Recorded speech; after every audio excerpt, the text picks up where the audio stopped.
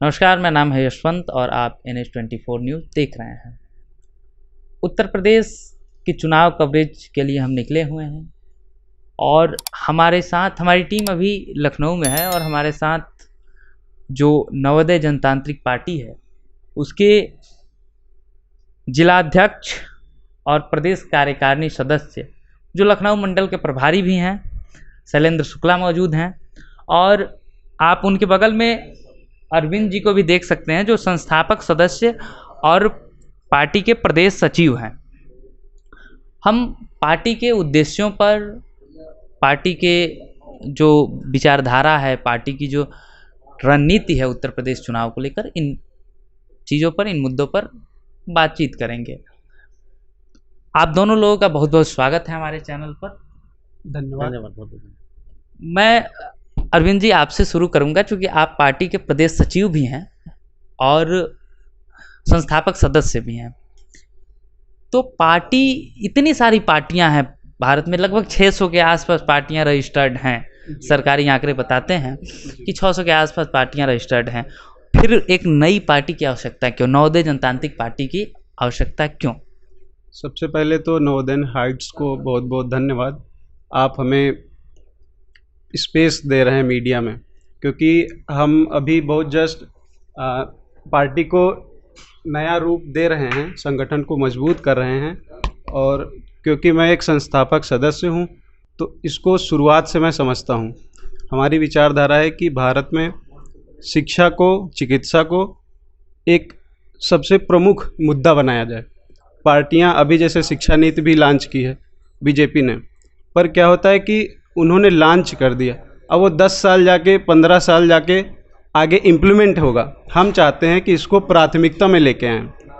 Party का प्रमुख जो उद्देश्य है, देश को शिक्षित करना, देश के ज़्यादा से ज़्यादा नागरिक जो हैं शिक्षित हों और उनका स्वास्थ्य अच्छा रहे।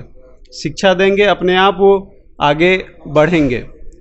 पार्टी का जो एजेंडा है, सारे जो संगठन को मजबूत किया जा रहा है, उसमें शिक्षित लोग हैं। मैक्सिमम लोग शिक्षित ही हमारी पार्टी के सदस्य भी हैं।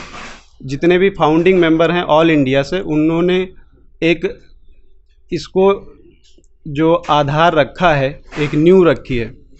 उसको 2022 के चुनाव में हम जनता के बीच में जाके सबको बता रहे हैं कि शिक्षा को, चिकित्सा को कैसे हम मजबूती से इम्प्लीमेंट कर सकते हैं। बाकी पार्टियों ने बहुत सारे वादे किए हैं, लेकिन हम एक प्रमुख उद्देश्य के रूप में इसको हम लेके जा रहे हैं जनता में।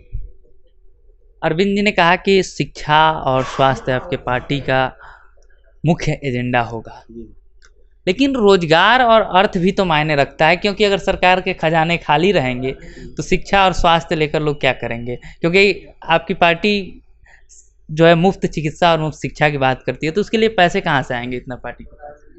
जब सरकार, मतलब सरकार के पास, पार्टी के पास नहीं, सरकार के पास, जब आपकी पार्टी सरकार में होगी। जी, देखिए, सरकार के पास तो रेवेन्यू का सोर्स है ही, पैसा आता है, लेकिन बात ये होती है कि उस पैसे को उतार सकते हैं आप, क्योंकि यहाँ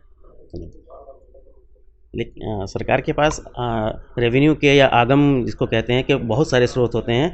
मुख्य मुद्दा ये होता है कि उसको वो खर्च किस तरह कर रहे हैं, वो बर्बाद कर रहे हैं या ऐसी परियोजना में लगा दे रहे हैं जो कि 10 साल, 15 साल, 20 साल या विश्व रिकॉर्ड बनाने वाली परियोजना में लगा के फूंक दे रहे हैं, या फिर वो आधारभूत ढांचे को सुदृढ़ करने के लिए, बेहतर करने के लिए उस पैसे का उपयोग कर रहे हैं।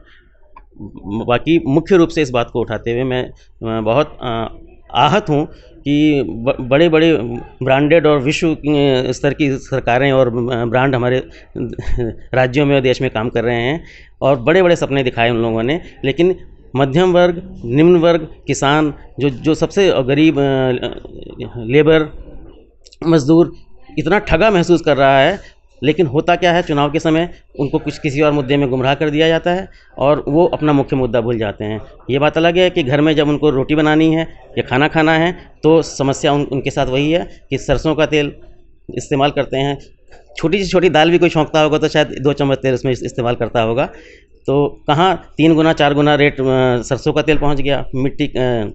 डीजल, पेट्रोल अब कहते हैं कि डीजल महंगा हो गया, किसान के परेशान है। किसान अपने खेत की जुताई खुद कर रहा है या किराए पे ट्रैक्टर से चला रहा है, तो ट्रैक्टर तो डीजल से ही चलता है, तो क्या उस पर नहीं फ़र्क पड़ रहा है? और उस डीजल के महंगा होने से तमाम जो रोज़मर्रा के और आवश्यक वस्तुएं हम तक पहुंचती हैं ट्रांसपोर्ट के माध्यम से, तो क्या वहाँ पे भाड़ा नहीं बढ़ेगा? तो ये तो सिर्फ बेवकूफ़ बनाने वाली बातें हैं।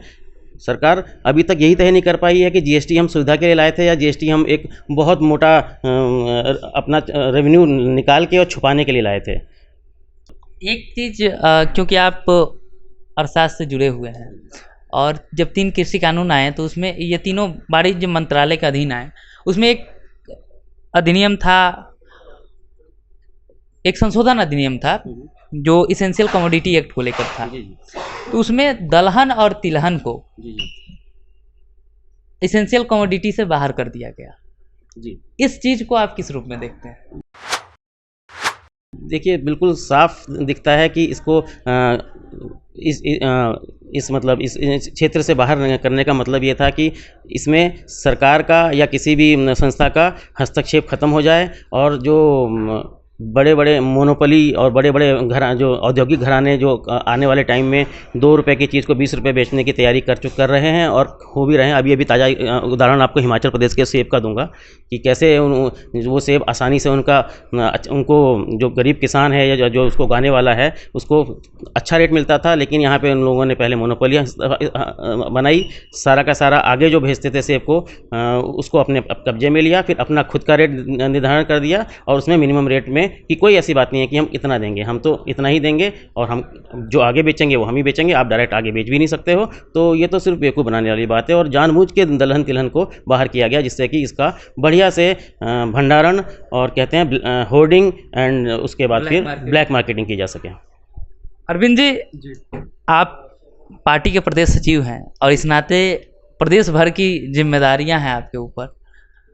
इस चुनाव में किस रूप में आप जनता के पास जाएंगे और क्या लेकर जाएंगे जनता के सामने? क्योंकि जनता पूछती है, क्योंकि आप ही खुद कह रहे हैं, आपके पार्टी के प्रदेश अध्यक्ष ने कहा कि जनता जो है वो जागरूक होने लगी है, पिछले 2-3 सालों में जनता समझ गई है। तो जब जाएंगे तो जनता पूछेगी भी, तो क्या उसको दिखाएंगे, क्यों आपको वोट दिया जाए? सबसे पहली प्राथमिकता हमारी पार्टी की है कि हम अपने संगठन को मजबूत करें।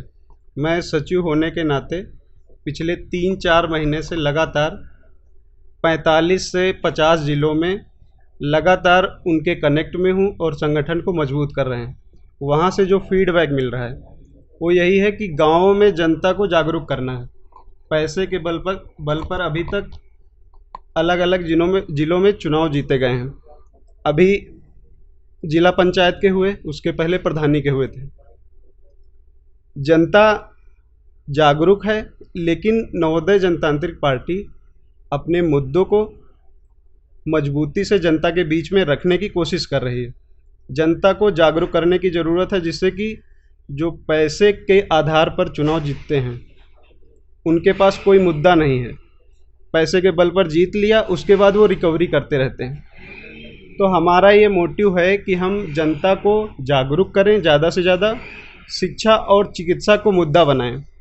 हमारी प्राथमिकता यही है कि चिकित्सा, शिक्षा, रोजगार जो प्रमुख मुद्दे हैं वो मेन स्ट्रीम में आएँ, क्योंकि जाति के आधार पर, धर्म के आधार पर हम कब तक लड़ते रहेंगे। अभी आपने देखा होगा कि जाति का फिर से मुद्दा, लेकिन आस्था एक बड़ा मतलब मायने रखता है इस देश में। इस देश में लोग बाकी कुछ बाद में होते हैं, लेकिन आस्थावान पहले होते हैं। और आप कह रहे हैं कि हमारी पार्टी जो है वो शिक्षा, स्वास्थ्य और रोजगार को मुद्दा बनाएगी, तो जनता हजम कर पाएगी आपको? भारत के साथ दुर्भाग्य यही हुआ है। पहले कांग्रेस थी। शैलेंद्र जी, एक बड़ा मुद्दा ये भी है, जब शिक्षा की हम बात करते हैं तो शिक्षा का प्राइवेटाइजेशन एक बड़े वर्ग को नुकसान पहुंचाता है। कोविड में आपने देखा कि कैसे शैक्षणिक घरानों ने, क्यों घराना ही हम कहेंगे क्योंकि वो बड़े बड़े कॉर्पोरेट जैसे उनके फैले हुए हैं शिक्षण संस्थान, तो उन्होंने फीस भी वसूला और अच्छे से कक्षाएं भी नहीं चलाई। और अगर आप देखते हैं तो आप जिस संस्थान से, जिस पृष्ठभूमि से आते हैं, शैक्षिक पृष्ठभूमि से, वहाँ क्लासेज भी चली, तो आवासीय प्रबंधन है उसका, और सरकारी विद्यालय हैं। उस तरह के विद्यालयों को लेकर आपकी पार्टी की नीति क्या है? और साथ ही मैं चाहूँगा कि आप रोजगार पर अपने पार्टी की भूमिका, अपने पार्टी का विजन स्पष्ट करें। जी जी। जहाँ तक आपने हमारी प्राथमिक शिक्षा की बात की, तो दोबारा नाम लेता हूँ, नवोदय विद्यालय जिस सोच को रखते हुए स्थापित किए गए थे कि जो भी ज़रूरतमंद और अभाव में रह रहे गांव के या ग्राम शहर के या छोटे कस्बों के बच्चे हैं, उनको सिर्फ आर्थिक असमर्थता के कारण अच्छी पढ़ाई नहीं मिल पा रही थी। तो ये सोचते हुए कक्षा 12 तक की, जो कक्षा 6 से कक्षा 12 तक की पूर्ण शिक्षा, साथ में 100% आवासीय, जिसमें कि खाना, रहना, कपड़ा से लेकर सुई से लेकर सब कुछ विद्यालय द्वारा प्रदान किया जाता था। तो वो चीज़, क्योंकि हम खुद उसको महसूस करके आए हैं और उसका हमने इफेक्ट देखा है। हमारे साथ में बहुत लोग हैं जो कितने ग्रामीण क्षेत्र से आकर और आज जाके अच्छी अच्छी नौकरियां भी कर रहे हैं, सरकारी नौकरियां भी कर रहे हैं और अच्छे अच्छे अपने अपने क्षेत्र में लीड भी कर रहे हैं। तो वो तो हमारा सबसे मुख्य आधार है और हमारे पास इसका अनुभव है कि वैसे ही विद्यालयों में हमको की संख्या बढ़ानी है। हर जिले में, राज्य लेवल पर, यानी राज्य सरकार के जब तक हैं, और बाकी केंद्र में हम अलग से उस पर काम करेंगे। तो वही हमारा मेन उद्देश्य है कि वैसी ही व्यवस्था को बढ़ाना है, जिसमें न के बराबर या कम से कम खर्चे में बच्चे को उच्च स्तरीय, बिल्कुल अप टू डेट शिक्षा प्रदान की जा सके। रही बात रोजगार की, तो देखिए, अब रिपीट नहीं करूंगा बातें, हर सरकार, हर व्यक्ति यही बात बोलता है कि इतने रोजगार देंगे, कहीं 9 लाख चलता है तो कहीं 2 करोड़ चलता है। देखिए, रोजगार देंगे कैसे देंगे, छोटी सी चीज़ बता रहा हूँ। अगर इन सरकारों की मंशा हो तो सबसे पहले सिर्फ अपने राज्य में जितने भी विभाग हैं, जितने भी क्षेत्र हैं, उनमें जो रिक्त पद पड़े हुए हैं, अगर युद्ध स्तर पे 1 महीना, 2 महीना, 6 महीने की एक युद्ध स्तर पर एक योजना बनाकर सिर्फ उनको ही भर ले गए हम लोग, तो अपने आप में 50% कार्य तो हमारा 6 महीने के अंदर हो गया। बाकी रही बात 4.5 साल जो बचेंगे, उसमें फिर उन रोजगारों को और सृजित करना है कि कैसे उसमें बदलाव लाने हैं। जैसे शिक्षा व्यवस्था हम बेहतर करेंगे तो ऑब्वियस सी बात है कि अस्पतालों की क्वालिटी बढ़ेगी तो स्टाफ बढ़ेगा। तो ये एक छोटा सा उदाहरण है। इस तरह शिक्षा और स्वास्थ्य को जो हम और बेहतर करेंगे तो रोजगार और बनाते ले जाएंगे। तो बहुत कुछ है करने को और आसान है। अरविंद जी, चुनाव लड़ने के लिए संगठन की भूमिका सबसे बड़ी भूमिका होती है और आप संगठन के पदाधिकारी हैं प्रदेश स्तर के। इस चुनाव के लिए आपकी पार्टी ने संगठन विस्तार पर कितना ध्यान दिया है और किस तरह की तैयारी है आपकी संगठन को लेकर? जी, पार्टी के राष्ट्रीय नेतृत्व के निर्देशन में एवं प्रदेश अध्यक्ष माननीय हरिशंकर भैया के नेतृत्व में हम पिछले 6 महीने से, कोरोना के टाइम भी हम ऑनलाइन मीटिंग जिला स्तर पर लगातार कर रहे थे और हमारा प्रमुख उद्देश्य पिछले 6 महीने में संगठन को मजबूत करना रहा है। हम उत्तर प्रदेश में 75 जिलों में से लगभग 60 जिलों में एक शुरुआती टीम का गठन कर चुके हैं। कई जिलों में कार्यकारिणी का गठन भी हो चुका है, जिसमें प्रदेश अध्यक्ष, हमारे पार्टी में अध्यक्ष को हम संयोजक बोलते हैं, तो संयोजक, सह संयोजक, कोषाध्यक्ष और विभिन्न विधानसभाओं में हम अपने अध्यक्ष बना चुके हैं। तो लगभग हम 50 से 55 जिलों में हमारा विस्तार हो चुका है। बाकी जिलों में भी अगले 2 महीने में, 3 महीने में हम कवर कर लेंगे। तो आगामी चुनाव के लिए प्रदेश अध्यक्ष जी के नेतृत्व में हम अपने संगठन को बहुत मजबूती से, प्रमुखता से मजबूत कर रहे हैं और हमारी कोशिश रहेगी कि इलेक्शन से पहले हम उत्तर प्रदेश में एक अच्छा संगठन बना सकें। चुनाव को लेकर, सीटों को लेकर आपकी पार्टी की रणनीति क्या है? अभी जैसा कि मैंने कहा कि संगठन के विस्तार पर हम प्रमुख रूप से काम कर रहे हैं। प्रदेश अध्यक्ष जी के द्वारा एक नोटिस भी दी गई है कि प्रदेश में पार्टी 22 में इलेक्शन में शिरकत करेगी। जिन जिलों में हम मजबूत होंगे वहाँ पर चर्चा चल रही है कि हम पार्टी को अलग ज़िले में, मान लीजिए 4 विधानसभा हैं तो कम से कम 1-2 विधानसभा कवर करने की कोशिश करेंगे। 2 महीने में क्लियर हो जाएगा कि हम कितनी विधानसभा कवर कर पाएंगे या हमारी स्थिति क्या होगी। तो 2 या 3 महीने में ये क्लियर हो जाएगा। अभी बताना मुश्किल है, लेकिन संगठन मजबूती से काम कर रहा है और जल्दी ही हम इस स्थिति में होंगे कि हम बता सकें कि हम कितनी सीटों पर फाइट करेंगे। 2022 के आगामी विधानसभा चुनाव की बात है उत्तर प्रदेश के विशेषकर।